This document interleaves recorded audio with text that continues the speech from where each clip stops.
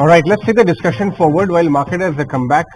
The discussion right now is on the aviation space. We all know, we've been traveling ourselves, that the airports are buzzing. Airports are completely, chock-a-block right now. And there is a lot happening in the aviation space. Indian airlines, the domestic airlines are now, many of them are looking overseas to capture the overseas traveler routes as well. Market share, which was up till now only some of the foreign airlines were actually mostly operating on. The Indian airlines are also ordering bigger, larger planes right now. So basically the idea is to capture more and more of travel related market share, because Indians are traveling like they've never done before. And after all of that as well, Kinjal Shah, Vice President and Co-Group Head of Corporate Ratings ICRA, is now joining us. Kinjal, isn't it surprising that after decades of being around, aviation, or in only under some 10% of the citizens only actually still fly by air? So there's a big opportunity size even now for Indian carriers, isn't it? Yeah, that's right. I think the domestic aviation penetration for India is around 10%. So a lot of factors which support the growth opportunity for the industry. One, obviously, the aspiration of the people to travel by air with increasing disposable incomes. That said, obviously there has to be supporting infrastructure also to support the growth in the passenger traffic. So the UDAN scheme is one such supporting factor, which is connecting even the tier 2, tier 3 towns, which weren't the case earlier. And a lot of airports are getting developed at these tier 2, tier 3 towns. Overall airport infrastructure definitely is picking up. Also, a lot of aircraft addition by the existing airlines, which is resulting in increased supply as well. All these together result in a lot of growth opportunities for the domestic aviation industry. And ICRA's view is that post this 13% YY growth in domestic passenger traffic that we've seen in FY24 to roughly around 154 million, we would see 2 years of a similar 8 to 13% kind of growth for the aviation passenger traffic on the domestic sector.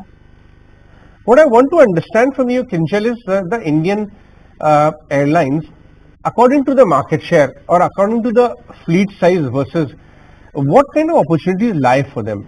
I'm just taking one example right now. One of the largest carriers have ordered much bigger fleet right now, because now they are also launching their routes overseas. Up till now they were a majority kind of a player domestically. So while their domestic market is already growing, a new line of revenue is getting added. How meaningful could it become for Indian? How meaningful could flying overseas become for Indian carriers' revenues in the next 3 to 5 years, in your view? So international operations definitely is one thing which many of these full service carriers target.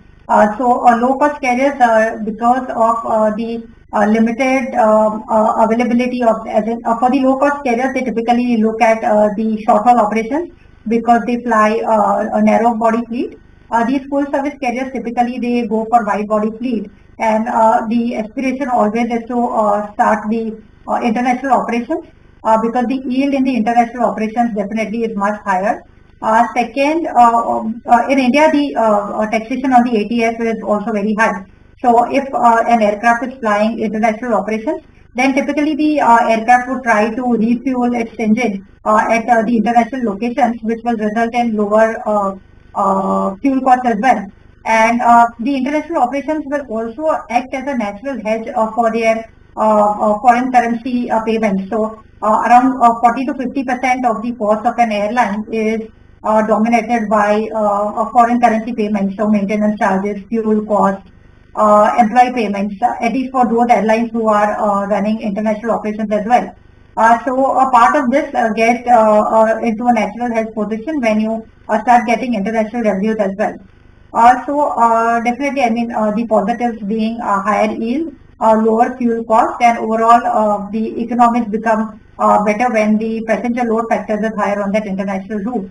With more and more airlines getting into international operations or expanding their routes on the international operations, we see that the contribution of Indian carriers on the international operations would also increase going forward. So what kind of earnings growth do you expect for the sector and also for some of the larger players in the next 2 to 3 years? Can they clock 15% plus kind of earnings trajectory? Is that a fair estimate? So if you see, I mean, we consider the aggregate of all the domestic carriers. The aggregate loss for the domestic carriers was somewhere around 170 to 175 billion rupees in FY23. That are estimated that would have reduced sizably to around 30 to 40 billion rupees in FY24. Primarily because of two things. One, the increase in the yields that the airlines have seen in FY24, and also the cost environment has been quite stable with the fuel prices seeing a 14% YY decline in FY24. So this would have resulted in a sizable decline in the net loss for the industry to around 30 to 40 billion rupees in FY24. Our estimate is that the industry could see a similar net loss in FY25 as well. We expect the cost environment to remain stable as of now. The domestic passenger traffic to grow at around 8 to 13%, and do not expect any material improvement in yields from the current levels. With the new aircraft addition, which will result in debt or lease liability addition and thus the interest cost, overall we expect that the net loss should remain at similar levels of 30-40 billion in FY15 as well. Excellent.